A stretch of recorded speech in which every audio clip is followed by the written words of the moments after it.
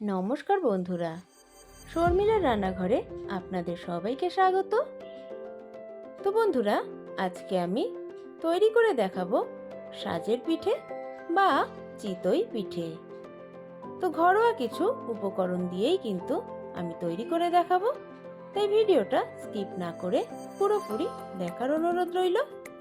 তো এখানে আমি একটা বোল নিয়ে নিয়েছি। বলে দিয়ে দিচ্ছি 500 গ্রাম চালের গুঁড়ো। বাজারে যে চালের গুঁড়ো পাওয়া যায় আমি কিন্তু সেটাই ব্যবহার করলাম। এখন অল্প অল্প উষ্ণ গরম জল দিয়ে আমি চালের গুঁড়োটাকে একটা ব্যাটারে পরিণত করে নেব। তো দেখুন, আমি অল্প অল্প জল দিয়ে একটা ব্যাটার তৈরি করে নিচ্ছি। তো একবারে কিন্তু বেশি জল দিতে যাবেন না।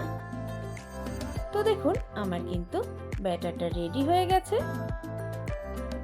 তো আমি এখন ব্যাটারের মধ্যে দিয়ে দেব পরিমাণ মতন নুন আর দিয়ে দেব 1 চিমটে বেকিং সোডা। এই সোডাটা কিন্তু পিঠেটাকে ফুলতে অনেক সাহায্য করবে। তো এখন আমি সমস্ত উপকরণ আবারও ভালোভাবে মিশিয়ে নিচ্ছি। তো আমার মেশানো হয়ে গেছে।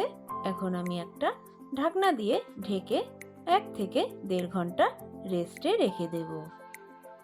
এদিকে আমি নিয়ে নিয়েছি কিছুটা পাটালি গুড়। এখন আমি পাটালি গুড়টাকে একটু ভেঙে নেব। আপনারা কিন্তু এই পাটালি গুড়ের পরিবর্তে ঝোলা গুড়টাও কিন্তু ব্যবহার করতে পারেন। তো এখন এখানে আমি 1 লিটার লিকুইড দুধ নিয়ে নিয়েছি। এখন দুধটাকে গরম করে নেব। এটা গরম হতে থাক, ততক্ষণে চলুন একটা লাউ পাতা আমি নিয়ে নিয়েছি। তো এদিকে একটা বাটি আমি নিয়ে নিলাম।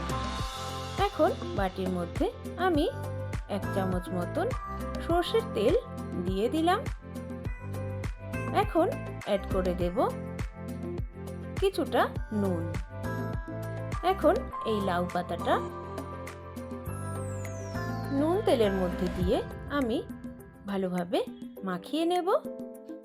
তো আপনাদের কাছে যদি লাউ পাতা না থাকে, আপনারা এরকম ব্রাশও কিন্তু ব্যবহার করতে পারেন, কোনো অসুবিধে হবে না।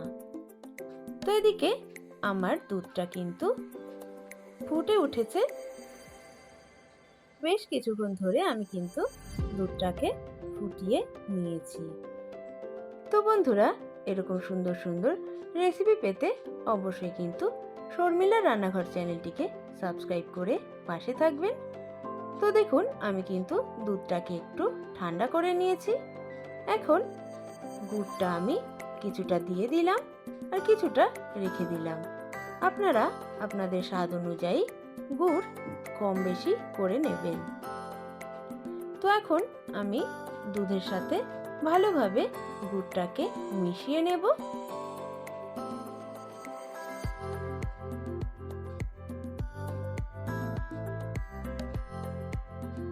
তো বন্ধুরা, দেখুন আমার কিন্তু ভালোভাবে গুড়টা দুধের সঙ্গে মেশানো হয়ে গেছে। এখন আমি ঢাকা দিয়ে সাইডে রেখে দেব। এদিকে গ্যাসে আমি একটা সাজ বসিয়ে দিয়েছি। এখন যেই লাউ পাতাটায় আমি নুন আর তেল মাখিয়ে নিয়েছিলাম, সেই লাউ পাতাটা এইভাবে আমি সাজের মধ্যে মাখিয়ে নেব তেল নুনটা।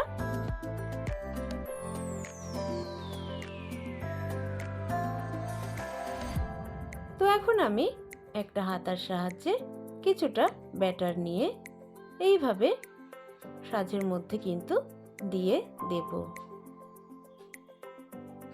তো আমার সবগুলোর মধ্যেই কিন্তু দেওয়া হয়ে গেছে।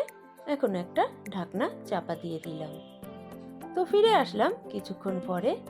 তো দেখুন, পিঠেটা কিন্তু আমার সেদ্ধ হয়ে গেছে আর সমস্ত পিঠের মধ্যেই কিন্তু বেশ ছিদ্র হয়েছে।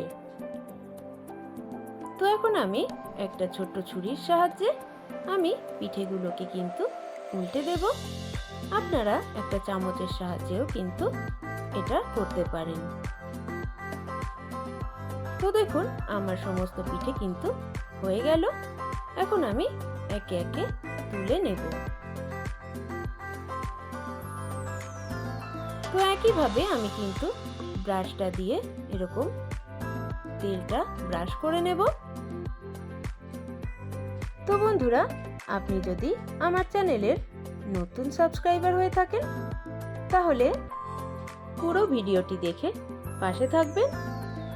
আর যারা নতুন বন্ধু আছেন তারা সাবস্ক্রাইব করে পাশে থাকবেন আর পাশে থাকা বেল আইকনটি প্রেস করে রাখবেন, যাতে আমি কোনো ভিডিও আপলোড দিলেই সহজেই আপনার কাছে সেটা পৌঁছে যায়। তো এদিকে আমি দেখিয়ে দিচ্ছি কড়াইয়ে কিভাবে আপনি পিঠেটা করবেন। যাদের বাড়িতে সাজ নেই তারা কিন্তু এইভাবে কড়াইয়েও পিঠেটা তৈরি করে নিতে পারেন। তো আমি লাউ পাতাটা দিয়ে একটু নুন তেলটা মাখিয়ে নিলাম। তো দেখুন এক হাতা ব্যাটার আমি দিয়ে দিয়েছি। দেখুন কতটা সুন্দর হয়েছে পিঠেটা। তো এখন আমি ঢাকা দিয়ে দিলাম। তো এখন আমি ঢাকাটা খুলে নেব। তো একটা খুন্তি দিয়ে আমি পিঠেটাকে সুন্দরভাবে তুলে নেব। তো দেখুন কতগুলো ছিদ্র কিন্তু হয়ে গেছে পিঠেটায়।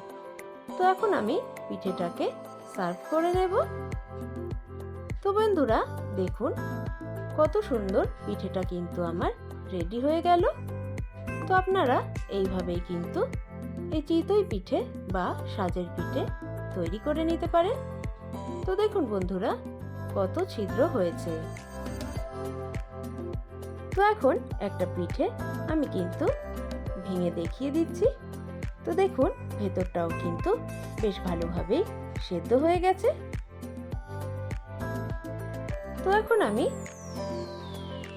কিছু পিঠে রেখে দেব শুকনো খাওয়ার জন্য, আর কিছু পিঠে এইভাবে আমি দুধের ভেতর দিয়ে দেব।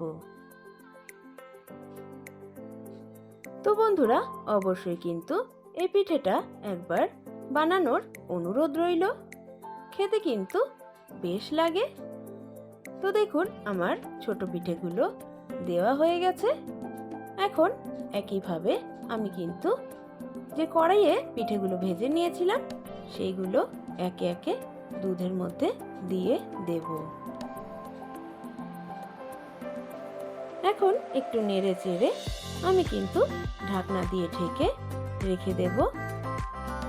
তো বন্ধুরা আমি ফিরে আসলাম পরের দিন। তো এখন আমি ঢাকনাটা খুলে নিচ্ছি। একটা হাতা দিয়ে আপনাদের দেখিয়ে দেব পিঠেটা কতটা সুন্দর হয়েছে। তো দেখুন বন্ধুরা পিঠেটা কতটা দুর্দান্ত হয়েছে। তো এখন আমি একটা প্লেটে সার্ভ করে নেব। তো বন্ধুরা দুধে ভেজার পরে কিন্তু পিঠেটা আরো বেশি সফট হয়ে গেছে। তো আমার রেসিপিটা যদি ভালো লেগে থাকে অবশ্যই একটা লাইক কমেন্ট করে দেবেন। আর যারা নতুন বন্ধু আছেন তারা সাবস্ক্রাইব করে পাশে থাকবেন। সবাই ভালো থাকবেন, সুস্থ থাকবেন। আজ এই পর্যন্তই। দেখা হবে নেক্সট ভিডিওয়ে।